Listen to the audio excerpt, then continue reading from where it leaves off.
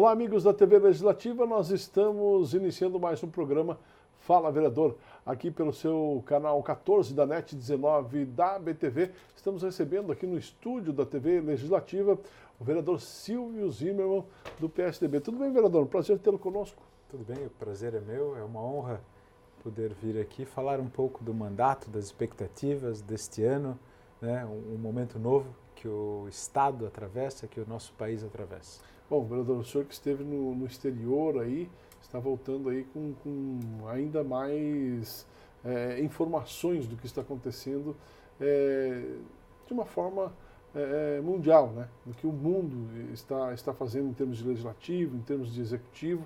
Como é que foram as suas experiências nessas viagens? Foram muito interessantes e apesar de eu ter ido por razões particulares, por motivos particulares, na Alemanha eu fui convidado a ter uma reunião com os vereadores da cidade de Munique e fui convidado por 2 reitores de universidades de lá e 2 deputados para ter uma conversa. Então foi de fato interessante, foi bom saber um pouco mais sobre o trabalho deles, como eles agem, de que forma que eles agem. E também algo interessante é poder ver o Brasil com outros olhos, né? Ver o que as pessoas no exterior acham, como pensam, qual a relação da imprensa com o novo governo do Brasil e olhar, né, fazer uma reflexão de longe. É um momento interessante. Vereador, o senhor está retornando aqui ao trabalho do Poder Legislativo e essa semana nós já tivemos aí a primeira sessão ordinária, onde foram definidas aí ações importantes. Entre elas, ficou definida aí a escolha dos novos parlamentares que farão parte das comissões legislativas permanentes. E o senhor vai fazer parte, será membro da principal comissão da Casa, que é a Comissão de Constituição, Legislação e Justiça. Sim, eu já tive a oportunidade, Marcão, de ter sido presidente desta comissão. E eu fiz com seriedade, com respeito à legislação municipal, com respeito à legislação estadual e à Constituição do nosso país. Então, eu me orgulho muito do trabalho feito por mim, na qualidade de presidente, com a relatoria do vereador Bruno Cunha, na Comissão de Constituição e Justiça. Nós analisamos aproximadamente 300 projetos, um pouco mais ou um pouco menos, foram aproximadamente 300 projetos. Não votamos em nenhum projeto inconstitucional, ou seja, não jogamos para a plateia, nós discutimos sinceramente a legalidade, a constitucionalidade daqueles projetos discutidos na Comissão de Constituição e Justiça. E encerrou, né, o meu período de presidente e o bloco parlamentar pediu que eu continuasse fazendo parte desta comissão pela minha experiência, pela minha postura, pela minha relação de discussão e de conhecimento legal em relação aos projetos. Mesmo que um projeto ele não tenha aí a sua constitucionalidade, né,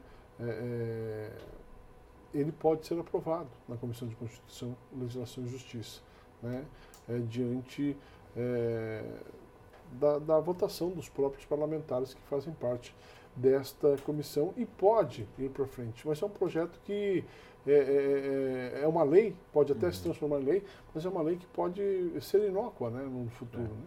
Diferente do poder executivo e do poder judiciário, o poder legislativo tem prerrogativas políticas. Então, diante das suas prerrogativas políticas, ele pode sim votar e aprovar um projeto inconstitucional. Mas o que vai acontecer na sua maioria dos casos? Ou o prefeito não vai sancionar, né? Ou se ele o fizer, né, depois pode ter uma ação direta de inconstitucionalidade que só vai custar caro para a sociedade. Né? Se nós vivêssemos um regime de exceção, por exemplo, né, mas com o parlamento aberto e a aprovação de projetos inconstitucionais fossem para defender o direito, defender a democracia, defender as pessoas, aí talvez essa atuação possa vir a fazer algum sentido. Mas não é isso que a gente vive. Vivemos uma democracia com instituições sólidas, né? Então eu acho que o papel da Comissão de Constituição e Justiça é verdadeiramente não deixar com que esse tipo de projeto, que às vezes são polêmicos, e o que acontece? Acaba gerando uma expectativa nas pessoas de ter um direito que elas não terão. porque o projeto é falso, ele engana as pessoas, ele vai gerar uma expectativa que as pessoas não terão aquele direito. Então, assim, a gente foi muito cauteloso, né, para que esses projetos não fossem adiante. O senhor assume também, a partir de agora, a relatoria de uma outra importante comissão, que é a Comissão de Educação. Sim, eu fiz questão de participar dessa comissão, vai ser a primeira vez que eu participo da Comissão de Educação. Eu tenho voltado os meus olhos muito à FURB, embora eu tenha também, sinceramente, dentro das minhas convicções. São convicções pessoais, convicções próprias, de que o ensino público é a base e é o alicerce da nossa nação. E sem uma educação pública de qualidade, nós não conseguiremos ter um desenvolvimento pleno. O Brasil nunca será um país desenvolvido se não houver, de fato, educação pública e de qualidade. Então, eu quero me aproximar mais, não só da Universidade Regional de Blumenau, que é uma fundação pública municipal e que passa por problemas, é notório isso, não preciso falar deles, mas também de todo o conjunto da educação pública municipal. Eu quero estar mais perto, eu quero ajudar, eu quero apoiar, eu quero entender melhor todos os processos para poder fazer com que Blumenau tenha cada vez mais, né, educação pública de qualidade. Blumenau já é reconhecida em diversas áreas nesse sentido, certo, mas eu quero ajudar o Executivo a melhorar ainda essa questão. O senhor falou aí na nossa Universidade Regional de Blumenau, a nossa FURB, né? O senhor tem se debruçado nas questões da FURB. Qual é a situação, qual é a atual situação da FURB aqui na cidade de Blumenau? Na próxima semana, na próxima segunda-feira, eu já tenho uma agenda marcada com a nova reitora, a quem eu desde já desejo muito sucesso e êxito, né, no seu período administrativo, mas eu quero convidá-la justamente para que ela venha à Câmara de Vereadores e possa expor a realidade da Universidade Regional de Blumenau.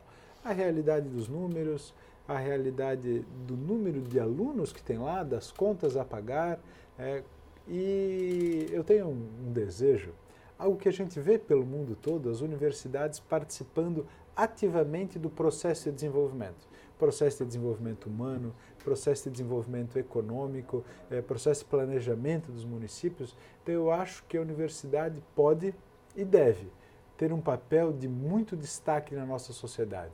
Nós temos que unir o esforço acadêmico ao esforço administrativo, fazer pesquisas, né, fazer projetos para o desenvolvimento viário do município de Blumenau, para todo o planejamento urbano da nossa cidade. Lá nós temos material intelectual de boa qualidade que deve ser muito mais aproveitado. E a FURB, né, embora a gente fale aqui dos problemas que ela passa, ela tem um know-how muito grande em muitas áreas, Olha a área elétrica, o laboratório de elétrica daqui faz testes para Itaipu. Qual é a universidade que pode fazer uma coisa dessa? Então nós temos que unir a força intelectual, a força de pesquisa da universidade às necessidades do município de Blumenau. Fazer com que uma complemente a outra, para que ela possa de fato ser uma alavanca para o desenvolvimento da nossa cidade. Certo, e o senhor vai se debruçar sobre esse tema. Sim, eu quero ajudar a fazer essa união, e não só com o município, mas também com as empresas. Quantas soluções de inovação, de tecnologia que a FURB pode vir a apresentar? Quantas novas empresas podem surgir de lá? Eu fui presidente do Diretório Acadêmico de Administração e naquele momento eu criei alguns programas, um de unir os acadêmicos ao mercado de trabalho e outro de tentar fazer empresas, eu chamava de empresa júnior naquela época, hoje eu acho que não existe mais, mas hoje a gente pode falar de inovação. A gente tem que motivar os alunos a criarem novos negócios, a criarem novas soluções. Aí sim a gente vai começar a ter um desenvolvimento em todas as áreas. Muito diversificado, um mercado diversificado, e a FURB pode oferecer isso, essa diversificação, porque ela de fato é uma universidade, ela não é só uma instituição de ensino superior, mas é uma grande universidade. Então tem essa capacidade e eu quero ajudar a fazer com que ela cumpra o seu papel na sociedade. E esse serviço estendido à sociedade já teve momentos na história de Blumenau que já foi maior, não é? Essa forma de serviço. Assim, tanto os governos mudam, como a universidade também muda, mas acho que o primeiro passo é ter uma união entre o Poder Executivo, o Legislativo e a FURB, que é um ente né? É uma fundação municipal, ela tem que participar mais do dia a dia e saber as complexidades do Poder Executivo de Blumenau. Vereador, PSDB estava aí com o seu representante, Napoleão Bernardes, como chefe do Executivo, como prefeito de Blumenau, agora não é mais, né? Como é que está o PSDB nesse contexto junto da administração municipal? Está no momento de reflexão, né? Assim como a maioria dos partidos, nós tivemos uma eleição muito, mas muito diferenciada em toda a história da República. Se nós fizermos aqui uma breve análise da história da República do Brasil, 1889, né, com a proclamação da República, o primeiro período republicano até 1930, daí houve uma primeira mudança, né, com a Revolução do Getúlio Vargas.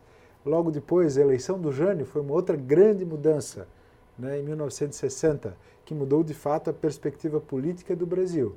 Em 89, a eleição do Collor foi mais uma grande mudança. Em 2002, a eleição do Lula. Mas se nós fizermos uma análise no estado de Santa Catarina, o núcleo político catarinense, desde o primeiro período republicano, nunca foi abatido de tal forma. E nós vemos, então, um momento histórico novo no estado de Santa Catarina. Todo o núcleo político catarinense, construído ao longo de mais de um século, está desorientado, está desarranjado. Eu acho que todos os partidos que compuseram esse núcleo político do estado de Santa Catarina ao longo desses anos de república passam pelo mesmo momento de reflexão, de entender o seu papel na sociedade, para daqui para frente poder propor à sociedade algo que faça de fato que a sua existência tenha uma função na sociedade. Eu acho que todos os partidos passam por isso. PSDB, todos os partidos grandes passam por isso. Certo. Eu quero até fazer uma avaliação, aí saber da sua expectativa com relação ao governo estadual que está se iniciando e também ao próprio governo federal, mas no próximo bloco. Pode ser? Prazer. Vamos a um breve intervalo. Daqui a pouquinho a gente retorna batendo um papo hoje com o vereador Silvio Zimmermann, do PSDB. É um minuto só e a gente já volta.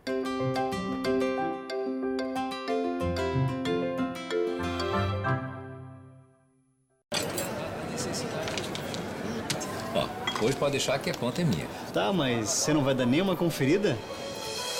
A Câmara de Vereadores de Blumenau tem um compromisso com a cidadania e sabe da importância de parar e conferir suas contas. No portal da Transparência, a Câmara disponibiliza informações sobre a gestão de seus recursos para a comunidade. É isso aí. Você tem toda a razão. Exerça sua cidadania. Fiscalize. Câmara de Vereadores. Independência e transparência cada vez mais perto de você.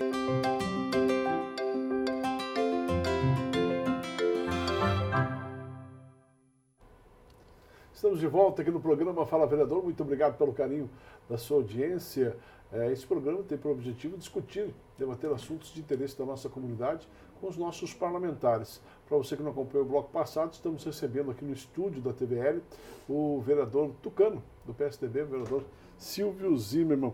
Vereador, vamos, antes de falar, de fazer, de saber aí quais são as suas expectativas com relação aos novos governos, eu quero falar de um assunto bastante importante, porque o senhor tem trabalhado ao longo do seu mandato na valorização do empreendedorismo aqui da cidade de Blumenau. Eu quero saber como será esse trabalho esse ano no seu mandato e mais. Nós da TV Legislativas acompanhamos muito o trabalho dos parlamentares como um todo. E no seu caso, nós visitamos dezenas de empresas de vários setores, mas muitos aí voltados à área da tecnologia da informação e muitas cervejarias também, né, que é um setor importante aqui da cidade de Blumenau. Nós tivemos a oportunidade de visitar e conhecer juntamente com o senhor. Como é que vai ser o seu trabalho ao longo deste ano nesse sentido? Eu vou continuar trabalhando nesse sentido. E eu tento explicar para as pessoas para que entendam o porquê disso. Se nós fizermos uma análise do mundo inteiro, de todas as economias mundiais, né, nós vamos ver que há bem-estar onde há desenvolvimento econômico. Existe uma população mais preparada, com mais saúde, com mais possibilidade financeira, com mais possibilidade de tudo, de lazer inclusive, onde as economias são mais evoluídas. Porque o melhor que um governo pode fazer é fazer com que as pessoas tenham emprego, fazer com que as pessoas possam dar conta da sua vida, fazer com que as pessoas gerem riqueza. Isso as grandes economias conseguem fazer. E Blumenau, ou talvez todo o Vale do Itajaí, é um lugar onde isso de fato existe. Nós tivemos aí no passado uma economia alicerçada no setor têxtil e ao longo dos últimos anos, a gente pode falar de mais de 30 anos, 30, 40, 50 anos talvez, a economia foi se diversificando e hoje nós temos no Vale do Itajaí uma economia completamente diversificada. Olha o caso de Blumenau, a gente vai falar de saúde, as pessoas não imaginam o turismo que é gerado em razão da saúde. Nós temos diversos hospitais de ponta que são referências no Brasil, como é o caso do Santa Isabel na questão dos transplantes, e vem gente do Brasil todo aqui fazer transplante. Isso gera riqueza para a nossa região, isso gera turismo para a nossa região, isso gera emprego aqui. Nós temos hoje uma grife que é Blumenau. Nós temos um nome a valorizar e tudo que é feito em Blumenau é reconhecido. Nós falamos agora recentemente das empresas de tecnologia da informação. A T-System, que é uma gigantesca alemã do grupo Deutsches Telekom, tem uma unidade em Blumenau. É a unidade mais nova do Brasil. Ela já é maior, porque nós temos capacidade de mão de obra, nós temos força de trabalho, nós temos gente bem preparada. Então, é mais uma prova da diversificação da economia que nasceu do TI, por exemplo, lá em 1968 com a criação da CETIL, né, tendo sido a primeira empresa de tecnologia da informação do sul do país. Então nós temos também esse pioneirismo, né, que às vezes as pessoas até é motivo de piada, que Blumenau se orgulha muito da sua pujança, do seu pioneirismo, mas nós temos muito a fazer. E eu acho que é incentivando, facilitando, desburocratizando e valorizando o empreendedor, o empresário e o trabalhador que nós vamos conseguir avançar do ponto de vista econômico, e avançando do ponto de vista econômico teremos bem-estar social, teremos lazer, teremos educação, teremos investimento em todas as áreas. Certo. E esse trabalho de visita também às empresas vai continuar? Sim, vou continuar. E falando das cervejarias, né? Sim. O Brasil inteiro conhece as cervejarias de Blumenau. A cerveja produzida em Blumenau, os eventos feitos, né, para a promoção da cerveja de Blumenau, a riqueza que gera, a riqueza que gera. E daí a gente fala mais uma vez do turismo. Né? O turismo, ele movimenta uma cadeia gigantesca de negócios. Né? É um setor que movimenta mais de 50 outras atividades econômicas ao seu redor, e as pessoas não se dão conta disso. Eu estive na Alemanha agora recentemente, é um país que eu tenho ido bastante a trabalho, a convite do próprio governo federal da Alemanha, e eu fui numa cervejaria que está aberta há quase 500 anos. Né? Então, há 500 anos, todo dia aquele lugar está cheio. Se não há 500 anos, talvez eu esteja exagerando que esteja cheio, mas assim, a Baviera, ela tem se desenvolvido muito seu turismo em torno da cerveja, pelo menos nos últimos 150, 200 anos. Então, eu estimo que a nossa região, que o Vale do Itajaí, se for bem articulado com toda essa região daqui cervejeira, que esse nosso polo cervejeiro, que é a Rota da Cerveja, ela pode continuar gerando turismo e trazendo pessoas para cá, gerando riqueza por muitos e muitos anos. Teremos um grande ciclo de desenvolvimento econômico se soubermos cuidar disso. Leandro, assumiu aí, a partir do dia 1º de janeiro, novo governador do estado, escolhido aí através do voto da população, teve a maioria dos votos. Qual é a avaliação, qual é a expectativa, a expectativa do senhor com relação a esse novo governo no estado de Santa Catarina que está aí à disposição? Eu sou um otimista. Eu acredito que o governo vai conseguir lidar com as dificuldades e que não são pequenas. Qualquer governador que assumisse, né, o estado de Santa Catarina teria muitas e muitas dificuldades, muitos e muitos desafios pela frente. É um governo novo, é um governo de um partido, né, que surgiu nessas eleições, né, é um governo que está alinhado com a presidência da República. Isso a gente vê pouco no estado de Santa Catarina. Normalmente, a vontade do estado de Santa Catarina não está alinhada a vontade nacional, então isso também é um momento muito novo. A gente vai ter que dar um tempo, a lua de mel terá que ser grande para que o governo consiga de fato propor as suas ações e que elas sejam aceitas pela Assembleia Legislativa, sejam entendidas pela população, mas eu acredito que será um bom governo. Eu tenho a esperança, todos nós temos que ter a esperança de que seja um bom governo. Santa Catarina é um estado especial. Se nós compararmos Santa Catarina com os outros estados do país, nós vamos ver que vivemos de fato num lugar maravilhoso, que tem muitas e muitas oportunidades. Todavia, muitas vezes, o recurso que volta da União para cá deixa muito a desejar. Olha o caso de Blumenau, olha o caso do Vale do Itajaí. E a gente pode estender até o centro oeste do estado de Santa Catarina, onde há uma grande produção industrial e nós temos uma BR-470 que, poxa, se comparado às grandes rodovias, é uma picada. Sim. É vergonhoso. Então, o processo de desenvolvimento de todo o estado de Santa Catarina passa pela duplicação da BR-470, passa por mais infraestrutura, passa pela educação, que o estado também vai ter que botar os seus olhos na educação, passa em decisões que às vezes são como acupuntura, sabe? São pequenas, dói no início, mas tem que ser feito para que as coisas se destravem, para que de fato o estado possa avançar. A gente sabe que o Pacto Federativo é cruel com o estado de Santa Catarina. Ele está entre os estados que mais arrecada, entre sexto e sétimo estado, que mais arrecada impostos no Brasil, e na hora de receber está perto do 20º, 16º, 17º, e a gente tem que subverter. Como a ordem política do Brasil e do estado foi subvertida, nós temos que subverter isso para conseguir avançar, e eu acredito que o governo vai ter essa capacidade. Governo Bolsonaro. O governo Bolsonaro está assumindo, ainda em meio a um denuncismo que não acaba nunca. Qual é a expectativa para esse governo que está aí começando? O Brasil não é para amadores. A política presidencialista, o sistema republicano presidencialista, ele é muito cruel com a população, muito cruel do ponto de vista político, e a esperança depositada numa única pessoa também é muito grande. Então ele tem que ser casado com a República. O meu partido apoiou o Alckmin, que é alguém preparado, que governou o estado de São Paulo por muitos e muitos anos, o maior estado do Brasil, né? Teve várias conquistas, era uma pessoa qualificada, bem preparada, então nós apoiamos o governo Alckmin. O candidato Alckmin. Não teve sucesso. A proposta dele não foi entendida pela sociedade. A sociedade queria uma ruptura e uma mudança grande. E teve. E a gente espera que seja para melhor. A gente espera que o governo consiga fazer as transformações que o Brasil precisa, as reformas que o Brasil precisa. Esses, de fato, são os grandes desafios.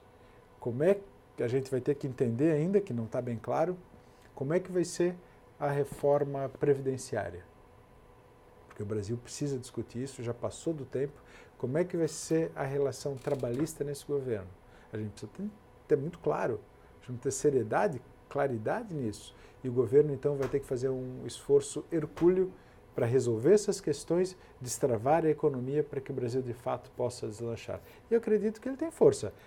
Mostrou agora nas eleições, embora nos pareça triste ver a forma como ocorreram as eleições, né, no Senado, principalmente, mas ele mostrou força. De como não deve ser, né? Força é um exemplo de como não deve ser, mas tem força política para aprovar as reformas. Agora tem que ir para cima, tem que mostrar para que foi eleito. Porque as pessoas, vou fazer uma análise breve, se ainda tiver um tempo aqui, o mundo está mudando. Isso começou lá na Primavera Árabe, se as pessoas lembram, as pessoas com uma outra forma de se comunicar, começaram a reivindicar o poder para si. E da mesma forma que um governo eleito, ele pode ser relegado né, ao esquecimento. Sim. Vai ser destituído. E o Brasil tem mostrado isso, outros países têm mostrado isso. Olha o que acontece agora na França. Um presidente novo, que não veio do meio político, que é o Macron, cheio de ideias, com uma vida profissional de sucesso, eleito com grande expectativa na França, E hoje é o presidente com a menor popularidade da história da França. Ele sofre pressão popular o dia todo. E foi eleito há pouco tempo, com grande esperança de que faria um grande trabalho na França. Mas não está acontecendo. Isso eu quero dizer que é isso. O governo eleito, com toda a expectativa, se ele não conseguir corresponder à expectativa das pessoas, as pessoas vão tirá-las. Então a gente tem que ter esperança de que o governo consiga lidar com as pressões, lidar com as dificuldades, deixar de lado a hipocrisia e fazer as reformas que o Brasil precisa. Vereador Silvio Zimmermann, muito obrigado pela sua presença aqui no programa. Sempre é bom bater um papo, trocar ideias e saber aí quais são as suas linhas de raciocínio e receber essa aula que a gente recebe aí sempre quando conversa com o senhor. Um abraço, obrigado, espero contar com o senhor em outras oportunidades. Eu que agradeço a oportunidade e a gentileza. Vereador Silvio Zimmermann foi entrevistado de hoje aqui no Fala Vereador. Fala que fica por aqui. Voltaremos na semana que vem conversando com outro parlamentar blumenauense. Um abraço a todos, até lá.